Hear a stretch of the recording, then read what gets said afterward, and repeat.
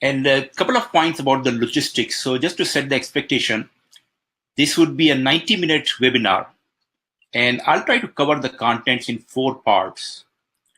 First, I will take you through the current global trends, the macro environment, what is happening.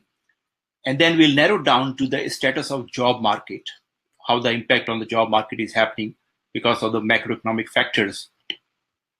Then we'll further narrow down on the career path, the main core content of this webinar, your career path to CFO.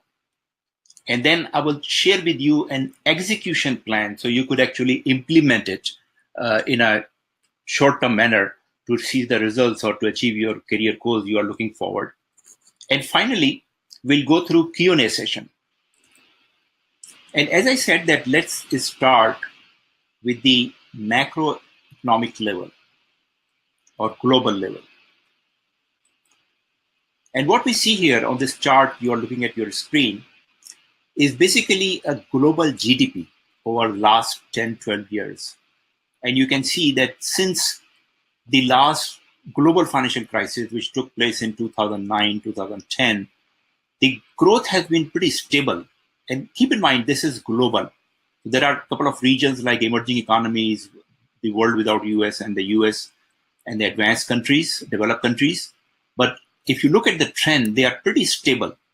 So we can say that we are living globally in a stable environment.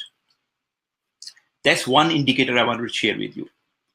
Number two is the stock markets. Now, stock markets globally are doing pretty well all over the world, especially in USA. And again, the chart you're looking at your screen, this is the global market capitalization.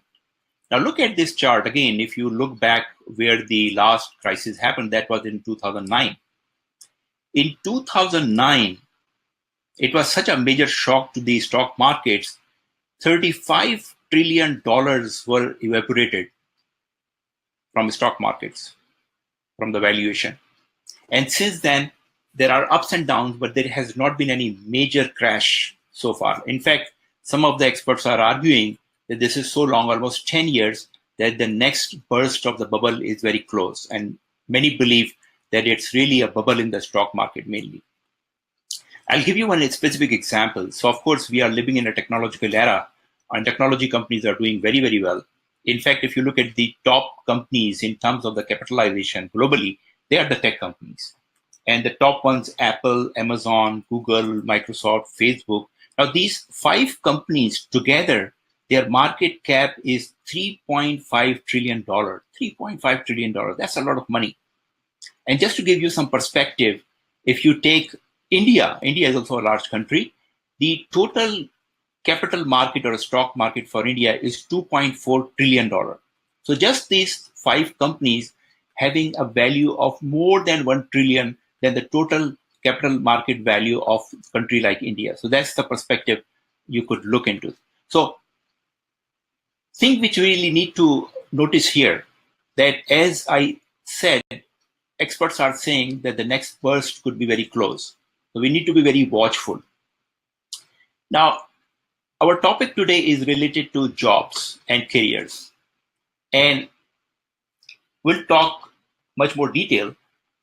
But these things are also related to these macroeconomic factors. As I said, that we'll start from the macroeconomic. So as long as the GDP growth is stable or good, as long as the stock markets are doing well, the job market is good, finding opportunities is not a big issue or big challenge. But once there is an economic crash, it would become much harder and much difficult, as I'm sure many of you remember the times from 2009, 2010. Let's look at one more indicator. And this indicator is global unemployment. Now, this is global numbers, so it's averaging somewhere like between 5 and 6 for the last almost 10 years. In US and in developed countries like Europe, this rate is even much, much better. So they are really enjoying one of the best unemployment rates in the history. And even if you look at the global level, it's quite stable. So GDP is very stable. Stock markets are doing very well. Unemployment rate is very low. What does it mean? Is the job market really booming? Well, the answer is yes. But if you look around, among your friends and the people you know, you see many people are in the job market. And either they are looking for new opportunities or they are looking for better opportunities. And many of them you could clearly see struggling.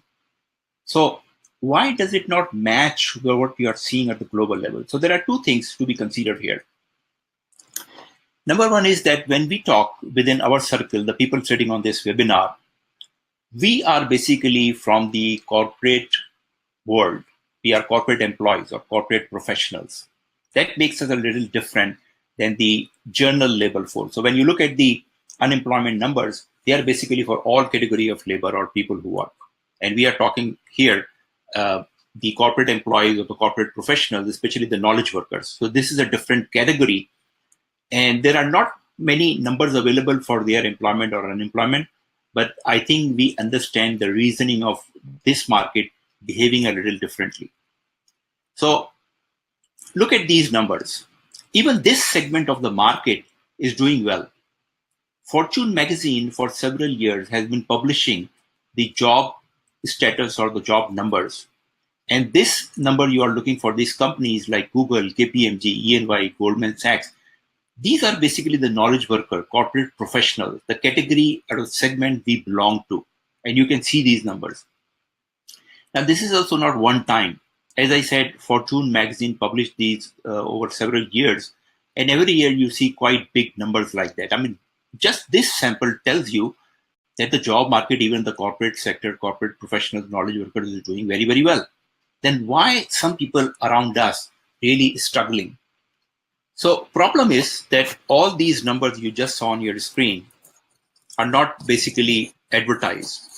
They are the hidden jobs because you don't see many advertisement or postings from these companies that they need that many people.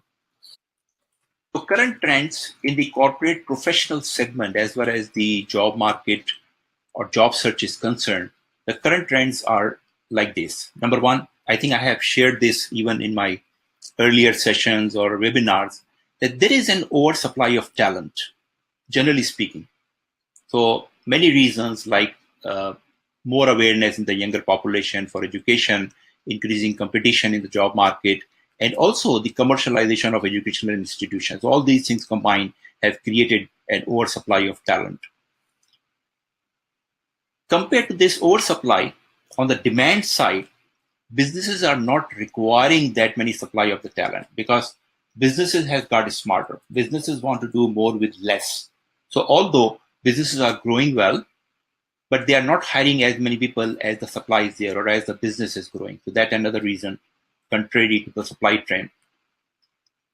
And based on this demand and supply thing, there is a continuous erosion in the level of loyalty from employers to employed. So yes, there are employees who are much taken care by the employer, but generally speaking, talent has become commodity, generally speaking. And most employers don't really much worry about retaining. So even if they are not happy with the performance, it's a very common trend nowadays, like hiring and firing, because they know there is oversupply of talent and they would always find replacements. As a matter of fact, based on my conversation with several recruiters, at the senior corporate level, like C-levels or the director level positions or senior manager or chief manager level, there is an estimate that 1/3 of the opening available in the market, and of course those are all hidden because of the confidential replacements. So corporates are not happy with the performance of some managers or executives, and confidentially they wanted to replace them with new hires, hoping that they would bring some better performing people than the incumbents. And that's the estimate, around 1/3 of the positions. So obviously those positions are highly confidential and they are never publicized or really advertised. Also with this situation, businesses want to hire only the top talent.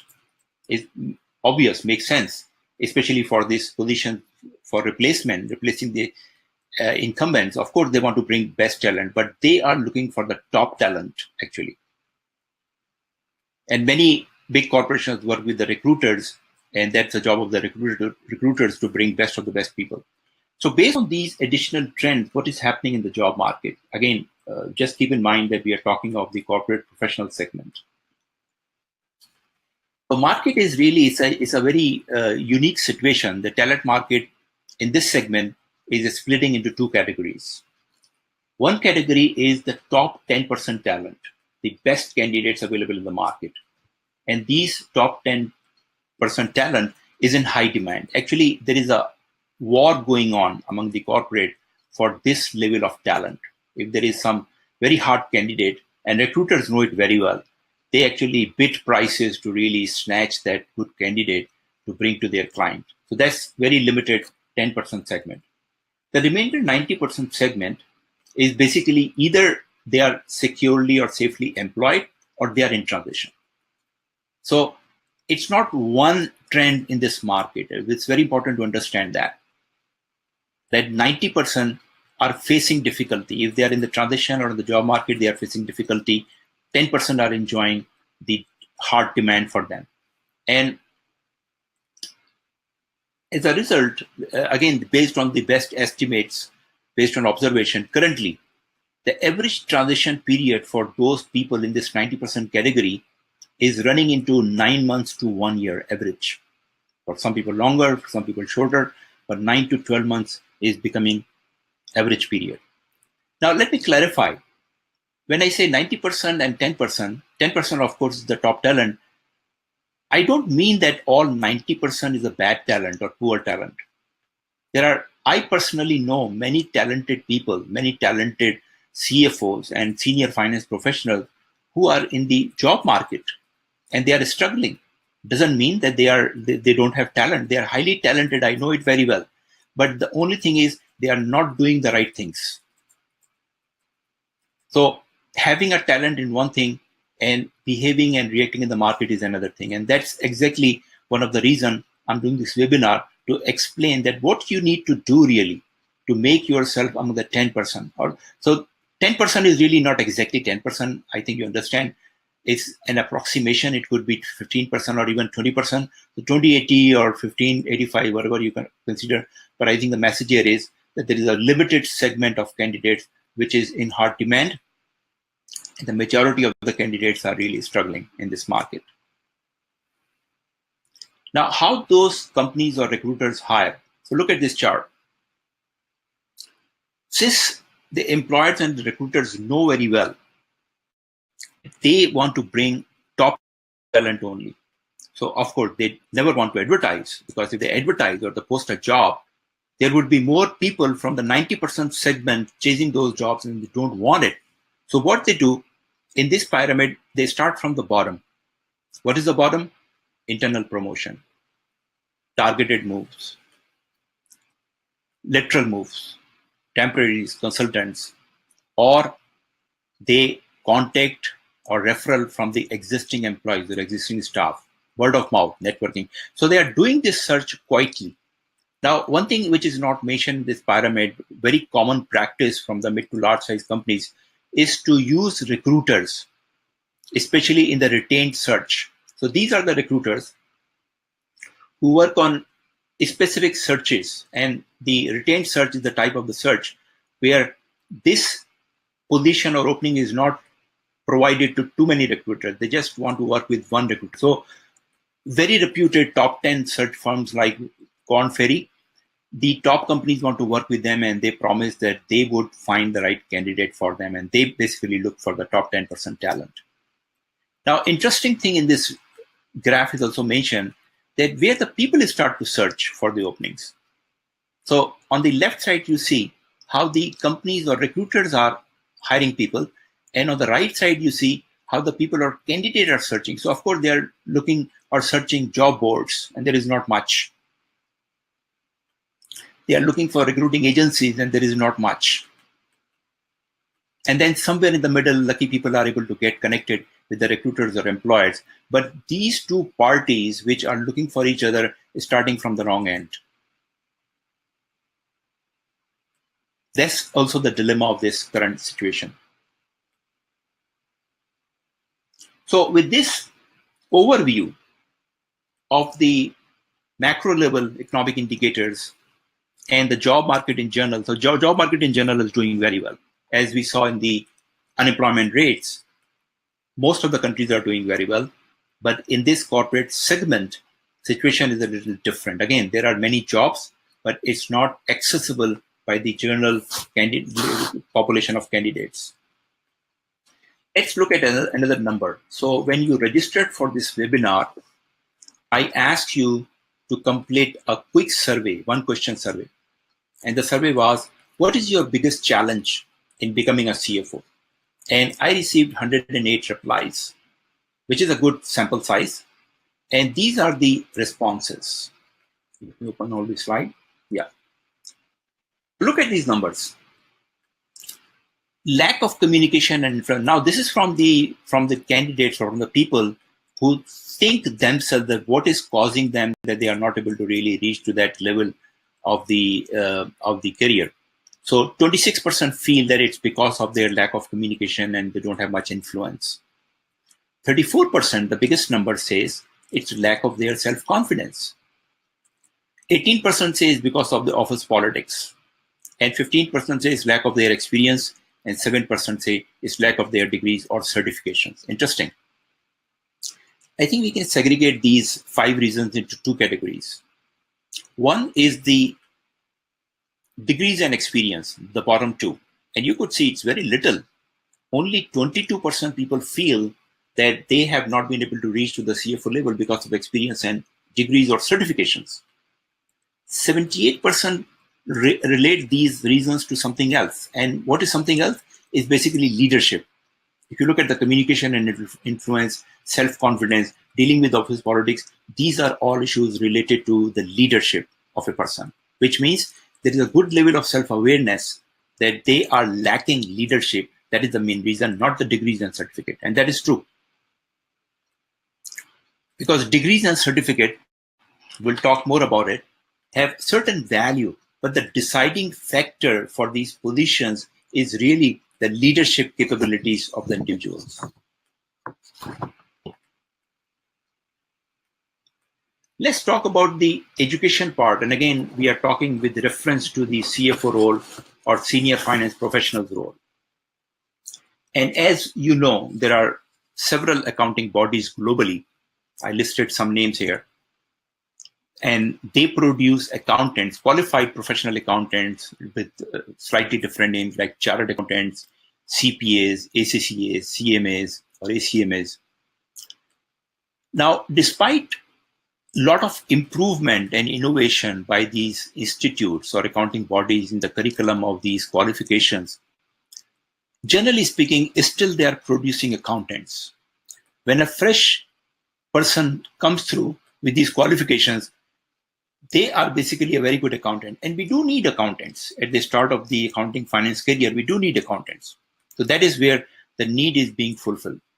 But as they grow in their career, as soon as they start to hit the middle of their career, they start to struggle because these educations do not help in the leadership development or growing further from the mid-level.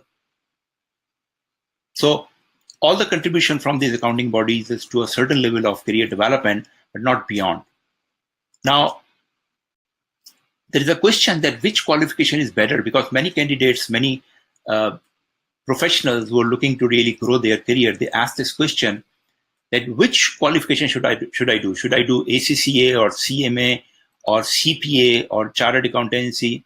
Well, if you look from a regional point of view, there is some variations. For example, Indian chartered accountant or Pakistani chartered accountant are highly respected in the market. And Middle East market is dominated by those chartered accountants.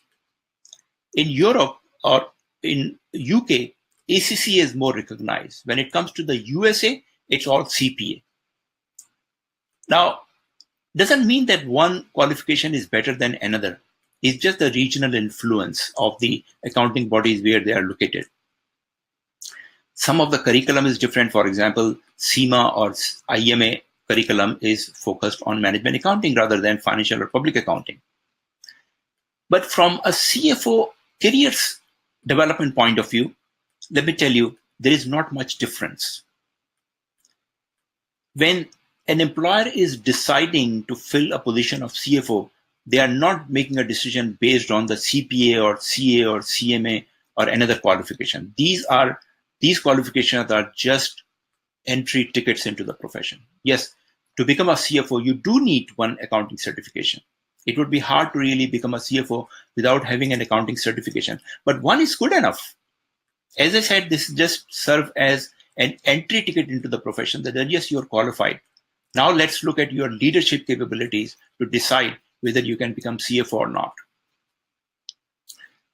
In my case, for example, my basic qualification education is MBA. But when I did my MBA and entered the finance profession, I realized that this field is full of accountants, chartered accountants, CPAs, CMAs. So I need to do something. And it was easier for me to do ACMA, Cost and Management Accounting at that time. So I have an MBA as well as an FCMA, but both are from Pakistan. Now I'm living in USA, or I'm competing in the corporate America for the last 20 years. And during this time, I have, later part of my career, I have secured 4 CFO level offers. Now, again, in those CFO level considerations in the corporate America, where they are even not familiar with my cost and management accountancy qualification from Pakistan, what is their criteria? Yes, they looked at my MBA and they looked at my accounting certification. And that was again related to the eligibility, that yes, I was eligible to be considered for the position, but the decision to make me offer for the CFO level or CFO roles was other things.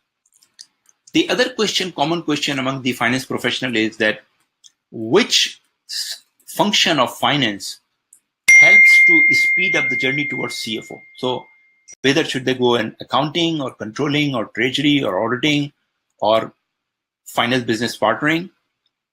Now, again, these areas will give you a slightly different experience. Some will give you more exposure to the technical side. Some will give you more exposure to the people side. For example, controlling or auditing, more technical things. Management controller or the finance business partnering is more people oriented when you work with the business people. So there is definitely some inclination. But again, when it comes to the deciding factor, whether you have to find a CFO, they don't go by department that we need to look in treasury or they need to look in management controlling or they need to look in auditing. They don't look at function, they look at people. And if the people or the individual really meet the criteria, that individual could be from treasury, could be from management controlling, could be from auditing, could be from financial controlling. So again, as I said, there is some inclination and preference, but really it's not a deciding factor. So whatever function of finance you are in, you still have a lot of chances to move towards that CFO role, the top position in finance. Now here is an actual survey. I think this slide is from EY. They made a survey and this covered the region Europe, Middle East, India, and Africa. And they tried to find out some trends for the CFO hiring to make some determination that what really increases your chances to become a CFO. So starting from the top, for the group CFO role, based on the survey, they identified that 57% of those CFOs were hired inside, internally, and 43% externally. Now, again, these are quite comparable numbers, right? There is no one preference over the other. So it's really not a clear preference that CFOs, good CFOs are from always internal or from external. They are quite balanced and comparable numbers. Second criteria, sector movement, which is industry. So 70% who became CFO, they actually change industry. Now, there is a myth that you have to have an industry background and experience to make progress. Again, there may be some preference, but it's not the industry experience, it's the leadership qualities of a person which makes the deciding factor to become a CFO. Look at the third factor. International experience. Again, some people would argue you have to have an international experience to become a group CFO. Well, here, look at the numbers.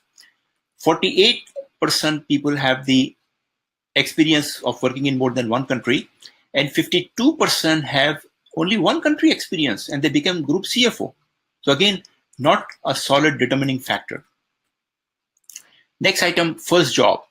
63% is starting from the finance role and 37% started from the non-finance role. Again, I don't see any clear trend here. And initial job doesn't really matter here. Finally, interesting, education. Now in education, 34% came from the MBA qualification, 22% accounting qualification or accounting certification, 3% was a combination of MBA and accounting, and rest were others. So now, in this case, there seems to be a little inclination and preference for MBAs. And this is for the understandable reason that for a CFO role, the business experience and business exposure is much more important than the technical exposure and technical qualification like accountancy. We see some clear preference here for MBA, but in reality, you would see there are many very competent CFOs who are not MBAs and they are doing a fantastic job. So my conclusion here, or message I want to share with you, it really doesn't matter. It doesn't matter that whether you are from internal or external, or you have worked internationally or locally, or you have done MBA or CPA or chartered accountancy. You have to have some good experience and you have to have some good educational qualification like MBA or CPA or chartered accountancy. And the rest depends upon your leadership capabilities, which we are going to focus onward. So many of you are familiar with my recent experience and background through the MECA CFO platform. I think I have been active here now almost 5 years. And for the last 3 years, full time. So starting from the MECA CFO lines, doing 10 CFO conferences in Dubai.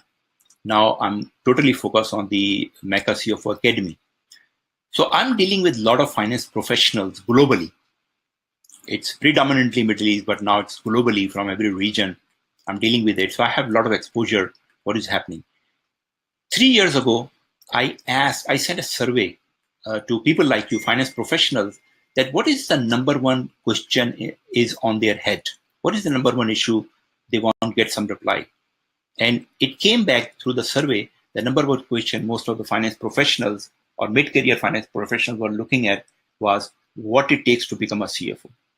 That was the biggest question on their mind 3 years ago. So I worked on it and I tried to find an answer. And I created this framework you're looking at your screen. This was the framework I developed, which basically answers the question, what it takes to become a CFO.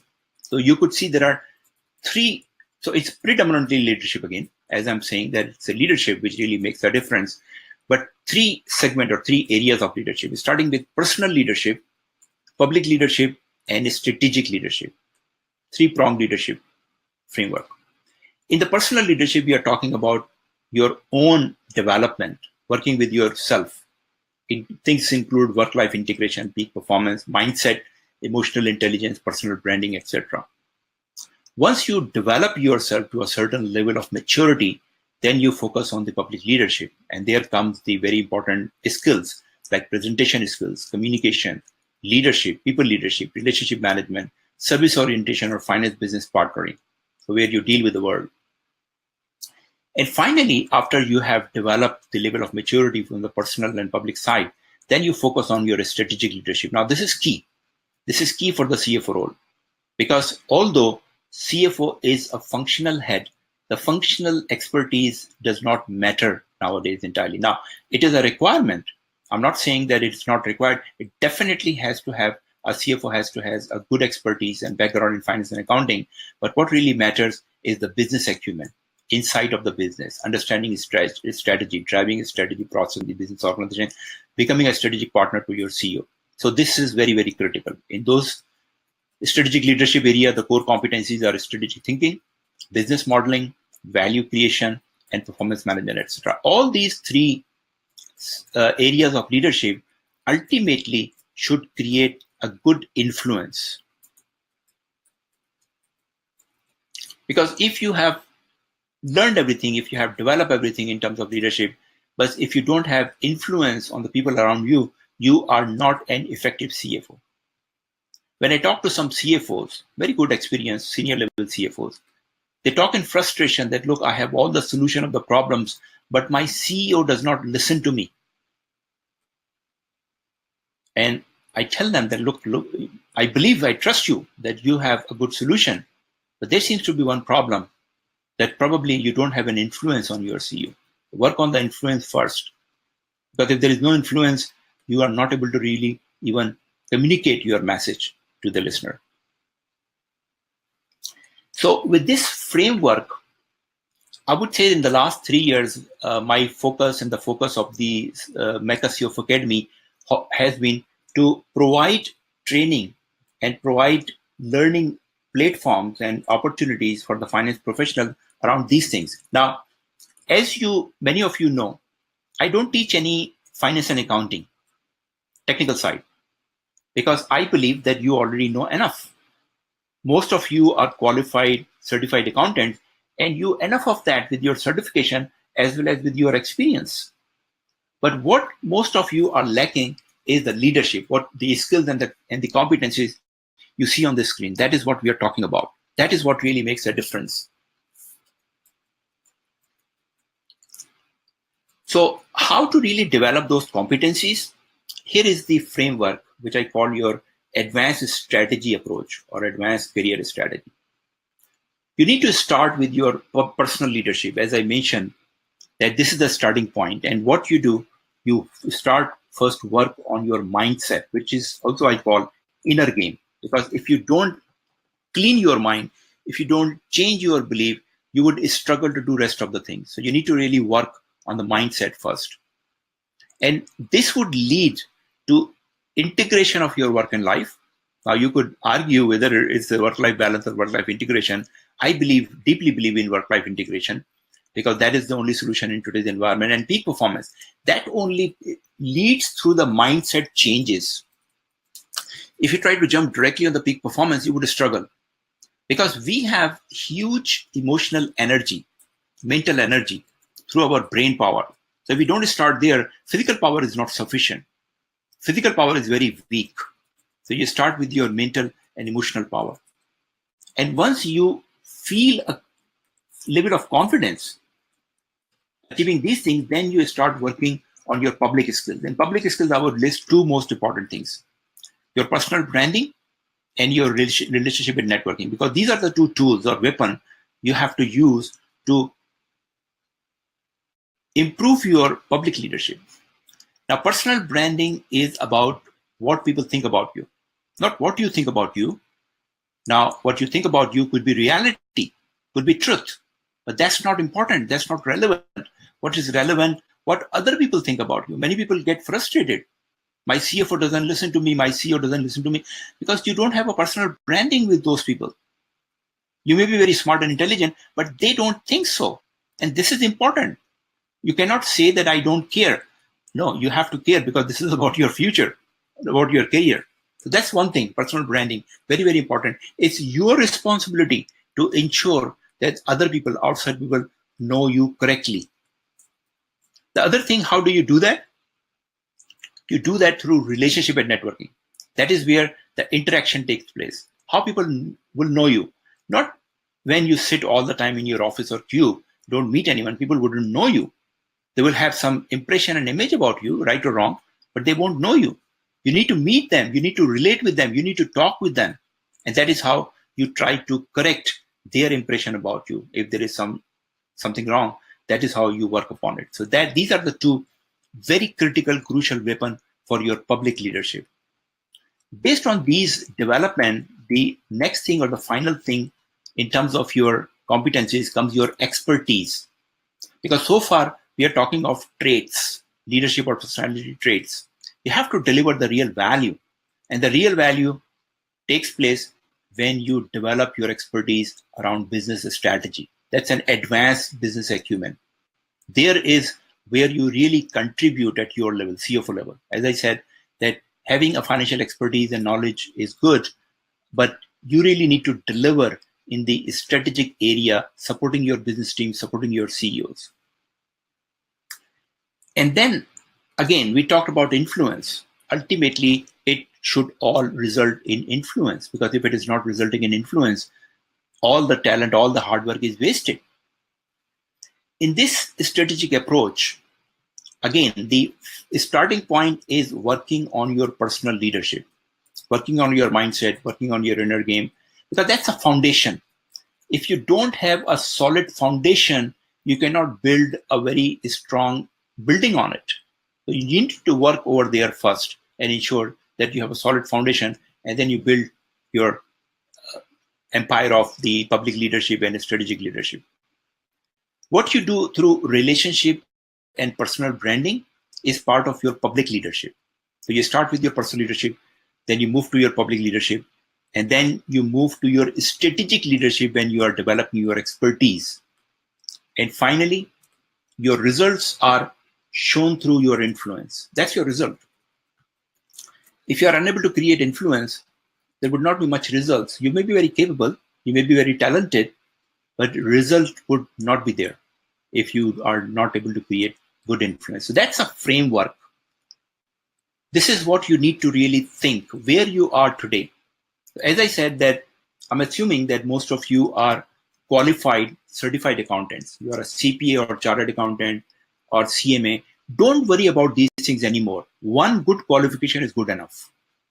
Many professionals ask me that they are already ACCA, should I do another CMA or CPA, assuming that double qualification would help them to get better opportunities in the job market. It will not. That's not the deciding factor. In fact, some people who do too much of the qualification even face disadvantage because they created a label for them, more studious, less practical. Some people very proudly show all the alphabets next to their name, and I tell them that please don't do that because it's really ruining your image. Yeah, showing some qualification is good. One or two is fine. But when you add 13 qualification next to your name, that does not really create a good professional image. So if you are already qualified, you are already there. You don't need to worry about that. If you already have 10, 15 years experience, good enough. You are already there. These are the eligibility requirement for CFO role. These are the things people would first look. These are not the deciding factor, but if you are not really MBA, if you are not really master degree holder, if you are not really certified, you only have done BCom, and despite that you are very expert in leadership, you will face difficulty because, as I said, that there are some basic eligibility requirements. So most of you already have that. That's not your main concern. So if you are mid-career, you already have 10, 15 years experience, that should not be your focus. Your focus should be leadership development, starting with your personal leadership. Let me tell you, there is no shortcut. It's not a quick recipe or success. If you are looking for a job, or if you are jobless, I cannot give you a very quick recipe or formula which will give you a job overnight. It's a long journey. You have to be patient. Start working on it. Maybe you will get the opportunity earlier than you think. But there are no magic formulas. I'm sharing with you a solid career strategy which will work in due course. Let's look at some of the other realities which is happening in the job market, and that is, this is a start of your changing or setting a new mindset based on these realities. So experts are saying that the young professionals who are entering the profession now, they will face 12 to 15 job changes over their career life cycle. 12 to 15. Now, my father worked only in one company for 40 years of his career. I'm not sure if that is anybody would be lucky to have that. But whether you want it or you don't want it, these changes would take place. That means that you also need to learn the skills that if you do not have a job for any reason, that you could find another one. These skills are required. So keeping employable is more important than being employed. And you know, and I know several people who are employed for, luckily, for 10, 15, 20 years, and they never applied. They even don't really keep their resume or CV fresh. And for some reason, if they lost their job, they really struggled in the market. I did the same thing at one point of my career. When I was working for Philips Electronics for 16 years, I did not refresh my CV or resume. And then suddenly I was in the job market, really struggling. But I learned a lot. That was the blessing in disguise. Personal marketing is inevitable. Now, I know that we are all accountants, we are all finance professionals, we are not marketers. But again, this is the new reality. Think of yourself as an entrepreneur. And as an entrepreneur, you need to sell your talent. Personal branding. In a crowded market, oversupply of talent, the only way to differentiate from the crowd is through personal branding. And as I said, that experts are saying that you would make many changes during your career. So yes, loyalty with the employer is important, but it should not be the top priority. Top priority should be loyalty with your profession. If you are a controller, commit yourself to become the best controller in the world. If you are a CFO, commit yourself to become the best CFO in the world and try to develop yourself. Don't wait or depend on your employer to develop you, polish you, and nurture you for that leadership. Love your profession. And if you are the best CFO in the world, of course, you would be very loyal to your current employer, whoever it is. And your value is determined by the perception. Now, it may sound fair, but this is the reality. That you may be very competent, you may be very talented, but if the world does not know about it, if the world really have a different perception, that's the real value for you. You need to worry about it. So to move into this direction of the leadership, the most important thing is really enhance your business acumen. A few pointers here as a guideline. So even if you have been in the business for 10, 15 years, some people think, oh, I know business. No, go formally. Try to take some courses or some short courses in the business or a strategy and learn formally. That would be a start of your journey towards that. Understand the value creation cycle of your business. Very important. I think I have already published a couple of small videos. There is one video, Understanding Value Creation in 10 minutes. Find out that video. It's circulating on the YouTube or LinkedIn. And that would give you the basic starter, value creation, very important concept for finance professionals. Then relate finance numbers with the business performance. Once you started to understand the concept of value creation, you would start to relate financial numbers with the business performance. And then in your conversation, to really develop a brand of a business leader, don't talk much about accounting and finance, talk about business. Now, some finance professionals, they want to show their expertise by talking financial terms or accounting numbers. Well, people already know. If you are a finance professional, people already know that you are expert in it. You don't have to prove it. What you need to prove is your business acumen. Talk about business, talk about a strategy. They would be impressed. That is how you establish your brand. And highlight your achievement. Now, especially for those professionals who are currently in the job market, they basically talk about their roles and responsibilities. And my advice is that it's not about roles and responsibilities, it's about your achievement. So how do you talk about achievement? You have to create achievement first. When I talked to some professionals, I was just puzzled because they said there are no achievement. I said, how long you are working with that company? And they said 10 years. That it is not possible that you are working for the same employer for 10 years and you have not created any achievement or any results. Find out, brainstorm, you will find something. So if you think you have not created achievements, then create massive value for your business beyond the call of duty. But that is not for your employer, that is for you, that is your opportunity. And highlight results and achievement. Now, how did I get 4 or 5 CFO level offers in corporate America? Because by the time I was here, I already have a lot of achievement on my resume. I worked for 5 years in Asia Pacific Philips Electronics, and I had a lot of projects done over there. So whenever I was searching for a new role as CFO, they were looking at my actual achievements. What did I do? They were looking at the projects. No employer have ever asked me any question about my academic or professional qualification. As a matter of fact, you wouldn't believe they never asked even a photocopy of my academic or professional qualification. They were always interested in just my results and achievements.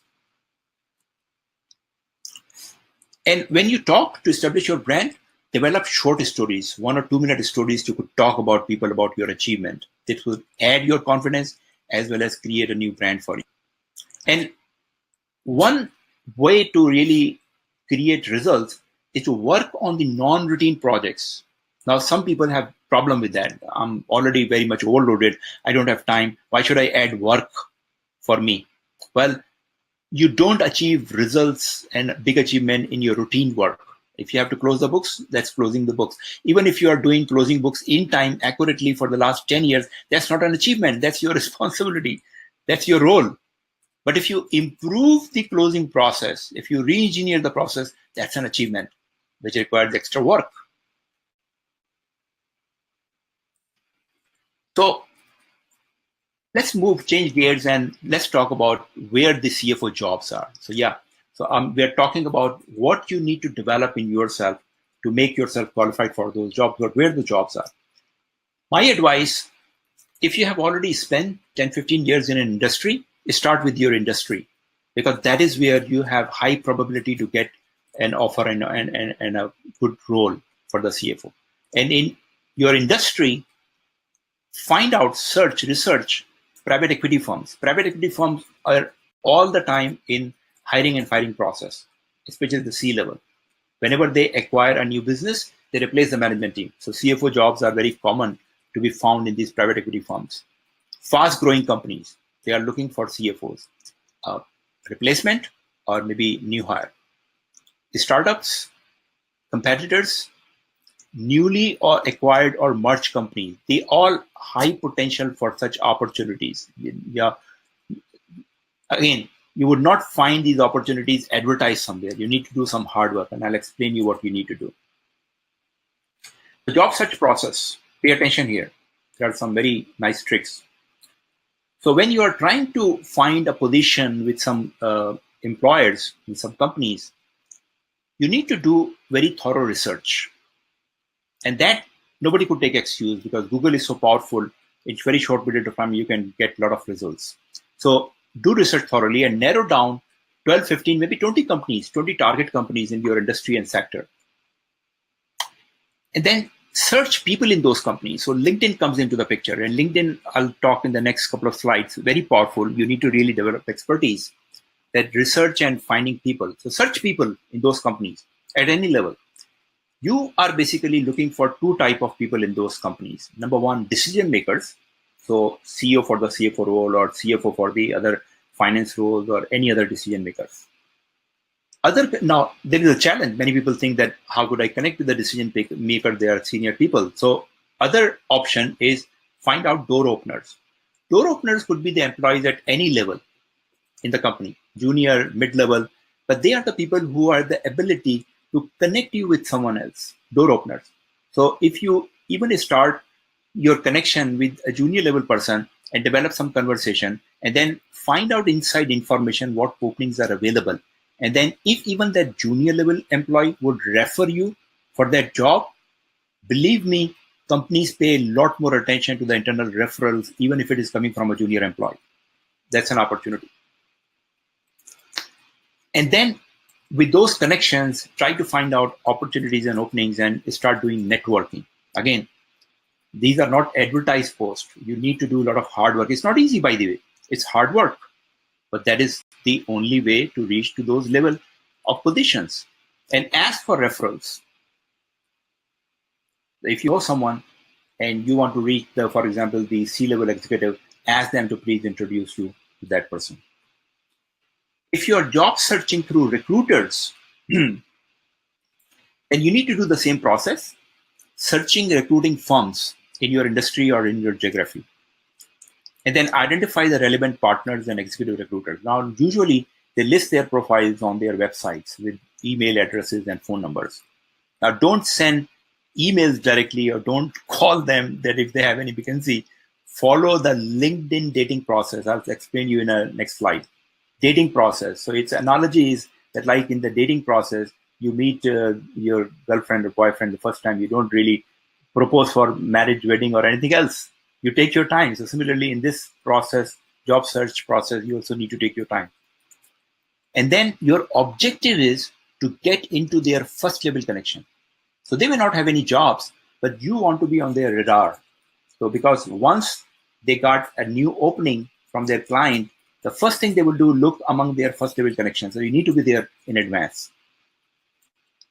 Now, if you are happy in a company and you want to really grow internally, then make yourself noticeable for internal opportunities. How would you do that? Again, doing extraordinary work, solving problems. Don't look for opportunities. Look for problems. And if you solve that problem, that could become your opportunity. Take new initiatives. For example, if you are senior enough to really change the process in finance and accounting or change an ERP, take those initiatives. That would make you prominent and noticeable. Make a rule that if you go to a meeting, make yourself noticeable. If you go to a meeting, don't speak, don't contribute, don't go there. That spoils your brand. Go to the meetings only to contribute and make your brand noticeable. Try to find out opportunities for conducting training, information session. That's easy. People welcome that usually. And join volunteer cross-functional team. Whenever there is an opportunity, offer yourself. And also try to see if you could coach and mentor other people and also seek your mentor. Now, again, all these things are not related directly to your work, but these are fantastic ways to promote your brand in the organization. And that really matters. How talented you are is important, but it's not relevant in the decision making. In the decision making, how people perceive you, what is your personal brand really matters more than what your real talent is. External opportunities, you could, if you are already working but you want to expand in your industry, join a professional network and actively participate, or create a mastermind group within your industry outside your work. Go to industry forums. So one thing which finance professionals don't do, they go to a lot of finance forums like their institutes meetings or networking meetings, but they don't go to industry. If you are in, for example, in hospitality, go to some hospitality forum, because as I said, there is a lot more chances that you would go to your next opportunity within your industry. So you need to know other people. And try to speak, if you can, at the professional industry forum to make you prominent. And again, these are advanced level things, not for everyone, but consider that. Write articles in professional or industry journals. So in a nutshell, what you need to do, you need to attract opportunities. Don't chase jobs. Because first of all, there are not many jobs to be chased. But what you could do a lot better is to attract opportunities. According to many recruiters, senior level, best candidates are those not actively looking for job. In fact, the mistake, and I have also explained in my one post, that don't mention in your headline that you're looking for opportunity, you're seeking for a job. So that really makes you not look good. Now, LinkedIn made a survey last year, just checking that the people who are even happily employed, how many of them are open to new opportunities? Would you believe 90% are open to opportunities? Now, recruiters know that. Recruiters know that the 90% people will always open to opportunities. They are not waiting for you to mention in your headline that you're looking for opportunity or you're open to opportunity. They assume it. By making this visible, you basically disqualify yourself. So don't do that mistake. And recruiters are not posting jobs anymore. So they are searching privately. So you need to connect with them, reach them, and then you will be closer to the opportunities. The key here is that you need to be visible. You need to be found. And again, LinkedIn is a fantastic place. So when a recruiter finds an opening and they want to really start their assignment, you should be visible. Once they search the first 20 candidates, you should come up. So focus yourself to be visible in the market, in the LinkedIn, and more probable to be found rather than really chasing jobs. Okay, quickly about LinkedIn. It's a very heavy subject, but I'm just trying to give you some quick tips. So invest yourself in LinkedIn. I think there are different level of expertise among the professionals. See yourself. If you think you are not at least the mid-level expertise, then invest some time into it. Now, beauty of LinkedIn is that without declaring yourself a job seeker, you could attract jobs and recruiters. So you are basically being attracted by other people for the job opportunities or being considered by them without you don't need to declare yourself as a job seeker. your profile is just there and people are looking at that. It's a fantastic place for your personal branding and establishing your thought leadership. And don't try to connect with everyone. Try to make a strategy and do some structured networking. And LinkedIn is basically your window to external opportunities. So some people don't believe that LinkedIn could provide jobs. Well, LinkedIn is providing a lot of jobs nowadays. It's one of the best platforms for the connecting employers and employees. Okay, quickly, LinkedIn dating process. There are 8 steps. So don't jump, connect with someone, and the next thing you send them is, do you have a job? Never do that mistake. So look at the profiles, start liking their profiles or comments or contents, follow them. You could do these 3 steps without really sending a connection request. When you become comfortable, when they start to know you, then send connection request and then start conversation. Again, don't ask for job. Never ask for job. Provide value. Share accomplishment. Establish your brand. And then at some point of time when you feel comfortable, then ask a favor indirectly. Don't ever ask if they have a job for you. Ask a favor indirectly. The time is critical.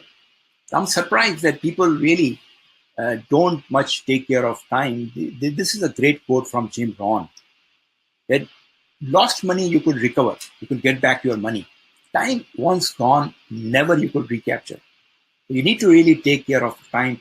That's your most precious resource. And in terms of time, let's take a step back and develop some broader perspective about life. So life is short and time passes very quickly. If you look at the typical lifespan, like growing up to 20 years when you start your career and then working all through those years and retiring at 60, and then, by the way, life expectancy has really increased. So whether you are in Bangladesh or India, the quality of life we are enjoying, our category or segment, we really are expected to live 85. So just for the purpose of calculation, God knows whenever time is over. So your productive life or working life, basically between 20 and 40, to 20 and 60, 40 years, that is where we work. And even within that productive or working life, the most productive part is somewhere between 30 and early 50s. That's a very limited time. And if I make a guess, I think most of you sitting on this webinar are somewhere around plus minus 40. So you're right in the middle of this busy period. And not only busy period, your opportunity is fast running out, because according to the research and surveys, most of the professionals like you reach to their peak of your career at 50 or early 50, like 52, 53 years of age. That is where they reach their peak. So if you are on the average, I assume you're 40, you don't have much time left to really capitalize. You may have a lot of potential, you may have a lot of talent, but if you are really not working on it, it's not creating results for you. And one more thing, based on the competitive environment we face today, it's really not feasible that you will be working beyond 16 corporate environment, but it's very probable that you will be living 85. Now look at this chart. If you retire at 60, you have another 25 years to live. That's quarter of a century. What are you going to do in those times? Of course, not the corporate job, but maybe your own business, maybe some volunteering, maybe some happy retired life. Maybe you just want to accumulate a few $1 million to enjoy your life. But you need to do it today. You need to plan for it today. It's not about your work career only. Your career plan is a roadmap to achieve your life vision. It's about your life, not about your career. That's why I say that the most practical concept is work-life integration. So the first thing you need to do, we talked about the 10% and 90%. 10% top talent, which is in hot demand, and 90% crowd. And as I said, many of you are in the 90%. Doesn't mean that you don't have talent. You may have talent. You may be very talented. You may have a lot of potential, but maybe you are not doing the right things. So the first thing you should do, get into the 10% club now. Start with your mindset. Now, who are the 90% crowd? What is their mindset? Look for entitlement. So if they're working for a company for 10 years, my salary is low, it should be high, I should be promoted. These are things about entitlement. And that's a very wrong mindset, which cripples you. Now, these 90%, they are smart people. All the argument I'm making, they will understand, they will agree, but they will not do anything. They are not doers. They are only talkers. And all the time, fear of job security would not let them really take any risks. And fixed mindset, look, they don't try to really develop. They, on the surface, they will tell you this will work or this will not work. And dreamer, all of them are planning. One day they will learn everything. One day they will develop to a certain level. One day they will reach to a lifestyle which they dream for, which will never come for them. So get into the 10% club. First thing you need to do, take full responsibility of your life. Wherever you are today is entirely because of you. Now, there may be some truth for some of the external factors, but the problem is when you start complaining, blaming external factors, you lose your power. You lose your empowerment. You become a victim that, look, the world has done something wrong with me and they have to solve it. You lose your empowerment. So don't do that. Action oriented, hard work. They believe in hard work.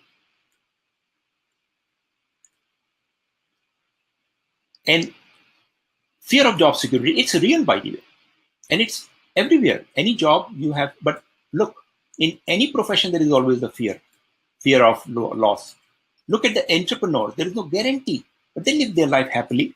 They take all the challenges, they take all the risks. So think like an entrepreneur. And growth mindset that, look, I will try it. I don't know if I will be able to do it first time, but I will learn it, relearn it, and keep trying until I'm able to do it. That's the mindset of an adventurer. Take risks. So that's the first thing you need to do mentally, at least, and you can do it right now to really commit that you will get into the 10% club. Let me ask you another question. If I ask you, are you a gold coin or a currency note? What would be your answer? Are you a gold coin or a currency note? The difference is that what is your intrinsic value? If you're a currency note, your intrinsic value is just a piece of paper. The value in the piece of paper is because of it is stamped by central bank. Now, gold coin has an intrinsic metal value. It's a gold metal there, which itself has its own value. The analogy is related to the corporate leaders. For example, you will see a CFO who is 200 people report and they say, I'm a great leader because 200 people follow me. Well, those 200 people are paid to follow you. They are paid followers. What happens when you lose your job? You're on the street and the people are still following you. That's your intrinsic value. So don't worry about the currency note valuation. Worry about your intrinsic value. Become a gold coin. Wherever you go, whether you're on the job or not on the job, whether you're one company or other company, you have intrinsic value. Keep investing into it. And remember this great quote from Jim Rohn. If you really want to do change around you, you need to change first.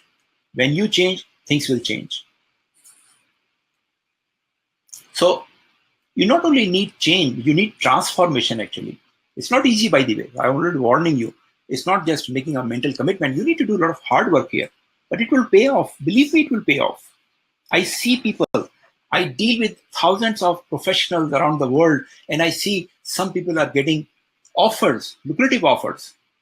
One of my students from the mastermind group, he got a very good CFO level offer. He was at the mid-level in another company.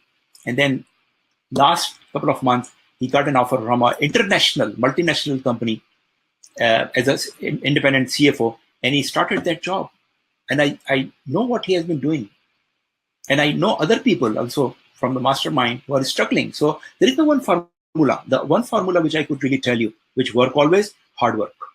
If you could do hard work, there is 99% chance it could work. So your transformation starts from your mindset, and then developing and integrating your life, the personal leadership, and again, moving into your personal brand and your networking. Now, one very important concept of peer-to-peer network I want to bring here, that many times in your career transition, the job transition, you feel alone. Your peer network is very, very important to keep. So you must have heard that you are the average of 5 people closest to you. This will give you opportunity to be closer to your peer-to-peer network, because that really gives you power. That gives you comparative ability to develop yourself as good as your other peers are. Let's talk about another very important, crucial concept to understand. So we are all matured adults, right? And you must have heard about conscious mind and subconscious mind. So the way it works, the best analogy is like a computer. When you're working on a computer, you are basically working in random access memory, RAM area, which is a small memory. That is where you do all the work. When you're working on the RAM, based on the requirement, computer will go into the hard disk and pull some data, use it and send it back, right? Similarly, our brain works. We think all the time in our conscious mind. Conscious mind is limited. Conscious mind sleep with us, wake with us. It's limited. Subconscious mind does not sleep. It's much more powerful, like a hard drive. When we are working in our conscious mind, we have limited ability, but our brain also has the power to go and bring something from the subconscious to use in your conscious mind. What is in our subconscious mind? As we are growing from a baby to young child, our conscious mind started to receive data in terms of life experiences.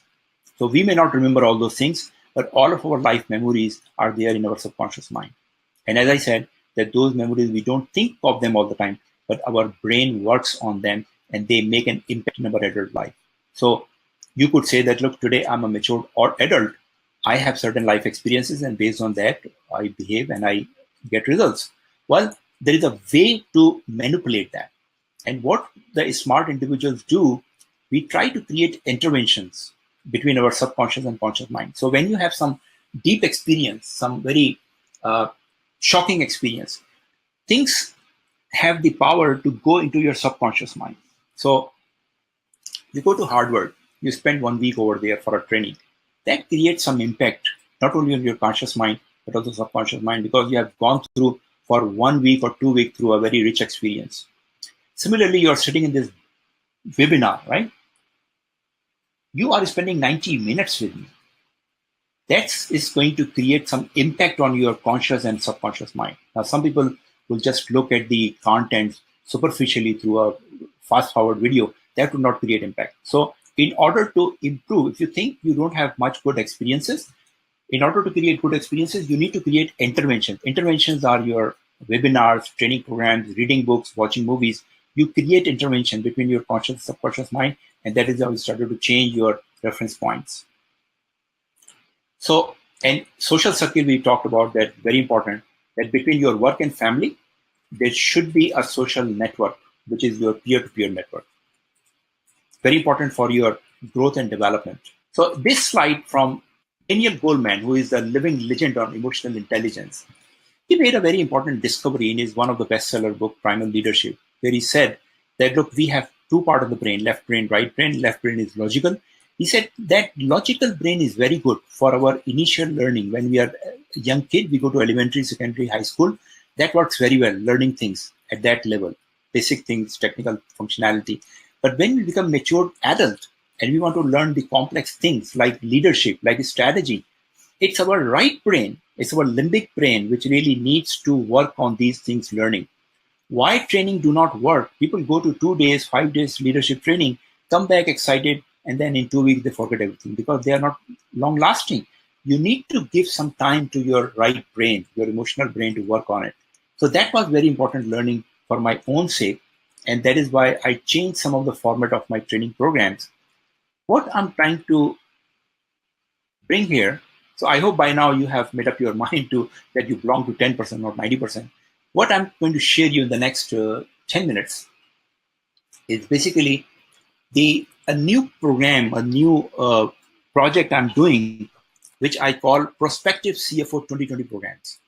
So as I said that I have learned myself a lot, and my focus is to create results for you. Not only the teaching and coaching and webinars, I try to create a structure where you could achieve results. So the main focus of this program is that the finance professionals who are very ambitious, who are really very desperate to reach to the CFO level, then in the next 2-3 years, by 2020, they should be able to achieve or land a CFO role. That's a prime major objective of this program. Let me share the structure of that program with you. So see yourself whether it really fits with your ambition or not. So first of all, we need to cover in this program CFO leadership competency framework we talked about. So we talked about strategic leadership, personal leadership, and public leadership. In this program, you will go through these many online sessions. So 12 online sessions for strategic leadership in 12 weeks, and also do the live session. So I sit with the group and we do brainstorming live. In the personal leadership and public leadership area, there are 300 short lectures, like 5-minute, 10-minute video, which you could go on your own. Now, by the way, this total contents will take you about 1 year. Now, for 1 year, 12 months, what is the requirement? Only 4 or 5 hours per week. Because this program could be converted a 2-week full day program. For 14 days, you will work day and night, and you would learn a lot, but you will forget very fast, very quickly. Does not stay. So the structure I have chosen, that you need to be patient, you need to give time, and you will be working on yourself in a steady manner. So 12 months, you will be working by spending 4 or 5 hours. So very practical schedule, not interrupting with your work schedule as well. This will also not watching videos, but assignment, exercises, quizzes. And more importantly, very important, you would be working with a peer study group. So there would be 4 or 5 people at your level from other companies. It could be from same country or other country. I have global group, lot of people from different countries and regions. So you would be working with 4 or 5 people long term during this program with them, discussing, brainstorming, doing assignments. That's very important part of the program. And then ongoing discussion and networking within a larger. So we have created a group of more than 100 senior finance professionals. So in my strategic CFO program, 112 people have qualified so far. 112 people have gone through a strategic CFO leadership program. And all those people, 1/3 of them CFOs, half of them are controller level, and then other senior people. They have basically formed themselves a big group on LinkedIn and WhatsApp, where they keep communicating about their strategy things. That's the conversation you need every day to develop a strategic mind. So that's also a part of this program. Besides this, part of this program is that we are going to have a 2-day in-person workshop summit, a strategy summit in Dubai on 1st and 2nd December. So the same 100 people group would be there for 2 days to meet together. So they will create a closer bond, a closer relationship, a closer networking during those 2 days, so that you have a solid network for the rest of your career going forward. This is already scheduled, and only people who complete the strategic CFO program, only they are eligible to participate in this program. So what are the objectives of this program? Objectives are very practical: to prepare and develop you for a CFO role by end of 2020. Now, there is no guarantee, but we can do our best. You can make a commitment. And as I said, you might have already potential and talent, but maybe you're not doing the right thing. So that's the basic prime objective of this program. In addition, you would be developing or integrating yourself with a peer-to-peer network, 100 people and 5-6 people very closely, going forward for the rest of your career. You can discuss and share.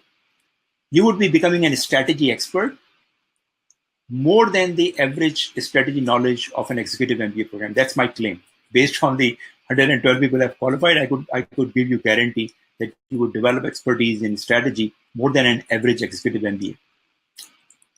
And you would also develop a personal brand to attract new career opportunities internally or externally during this period. Now, there is some conditions to participate in this program. First of all, you must be having an accounting certification. As I said, this is not the criteria to become a CFO, but this is an eligibility requirement. So you have to have one certification. I don't care if it is CPA or CA or CMA, but one accounting certification and at least 10 years of experience in accounting, finance, and audit. So you are at a certain level of maturity and experience. We'll basically cover this framework in this program. So you will be developing your expertise in personal leadership, public leadership, strategic leadership. And in personal leadership, for example, these are the specific modules, 12 modules we cover. So look here, personal leadership, and each covered in 1 month. So setting up your inner game and career success for 1 month, achieving peak performance work-life integration for 1 month, then personal branding, then LinkedIn, just for 1 month, go deep into it, emotional intelligence and career planning, job search. This is part of the personal leadership. We'll cover month by month in 6 months. The next 6 months will cover public leadership part. Conversation skills, very important, very crucial, because that help you build your personal brand, professional networking relationship, mastering presentation skills, leading people and building teams, becoming finance business partner, and office politics. Very important. So that's what we cover in the public and personal leadership. On the strategy, it's a very comprehensive, very in-depth curriculum. I would actually ask you to go on the website and check in detail, but these are the 12 modules we cover in 12 weeks. So we cover this at the start of the program. So you develop this level of expertise initially in the first 3 months, and then you polish your public leadership and personal leadership skills. I have used 18 strategy books you see on your screen to develop this program. That's why it's going so well. 112 people have qualified, and I could guarantee that it's better than an executive MBA. And we covered the case studies from at least 20-25 companies, well known. So, and today's strategy summit is also part of it. What we are going to do here, this is becoming a practical learning and networking platform for strategy-focused finance professionals only. And it's a high energy, high engagement event, high level of participation by every attendant. As a matter of fact, you would be doing a strategy project over there. It's not a conference that just go and listen there. You would be working with your peer group on a strategy project. You would be practicing leadership because every attendee would be required to make presentations, and you would be doing close peer-to-peer networking. One also interesting thing is that we have decided to share the full video for the 2 days and all the photo shots with each participant. So you could pick and choose your pictures. You are making presentation in front of a big group, and you can use those on social media to promote your brand. These are the things you really need to do. So we are creating an opportunity to make it easier for you. So here is the final deal, how to enroll or join this program. So we are basically combining 3 programs into this one program. So regular program fee for these programs are strategic CFO. We cover in 3 months, and we make a monthly plan for 6 months at $245. The total price of the program is $1,470 with 6 installments. That's what people pay, and a lot of people have already qualified. For leadership coaching program, the personal leadership and public leadership part, we charge $97 per month for 12 months. That's another $1,164. And if you want to attend only the 2-day strategy summit, that's $495. So all these 3 things together in this program are equal to $3,129, or if you want to make a monthly payment plan, it would be $260 per month for 12 months. But for this group, I always try to make a very amazing offer to my webinar participant, because I appreciate, I recognize that you have taken this initiative and you deserve some reward. So for webinar attendees in this webinar, the CFO 2020 offer is that same 3 programs, which are part of this bigger program, prospective CFOs, would be available to you at 40% off. So if you enroll today, you can enroll only for $156 per month. Now, $156 per month sounds very affordable. So I'm very conscious and sensitive that it should be affordable by most of you. So instead of $260 per month, you would be only paying $156 per month for 12 months and start the program immediately. And if you want to save further, if you make one payment for the whole year, I will give you another 15% discount. So it would be only $1,591. Now, $1,591 is almost half the price of $3,129. Or even if you want to go for monthly payments, even still at the level of $150. Now, I know that in this webinar, there are several attendees of strategic CFO and leadership coaching program sitting who have paid a higher price, and they must be very annoyed with me. But I still want to make a special offer to you, especially for the new people, because as I said, you may be sitting among the 90% of people, and you may be talented. You deserve to be among 10%. You have already done the hard part. You have qualified for the exam. You have spent surviving the corporate for 10, 15 years. This is the time that in the next 1 or 2 years, you make a breakthrough. Time is running out. If you are 40, not much time is left. So these are not new programs. These are already running, and talk to other people who have done it. But this offer is for this webinar attendees. Now, if you are not sure to secure your seat, you can enroll now. and cancel within 30 days. Now we are going to start classes from next week. Even if you attend few classes, but if you decide not to go further in 30 days, I will even refund your $156 even after you have attended the classes. So there is no risk at all. You could make up your mind. The name of the program, Prospective CFO 2020, is with an intention that you should actually land a job of CFO by end of 2020, assuming that you are one level away. If you are two level away, it may take more time. So it all depends upon your level of seniority. But I know most mid-career finance professionals are sitting one level away from their CFO and stuck over there. I myself at one point of time was stuck in the controller level for 12 years. 12 years. Now I know, I wish I know all these techniques at that time. But you don't need to wait 12 years. I think we can make it in 2, maximum 3 years.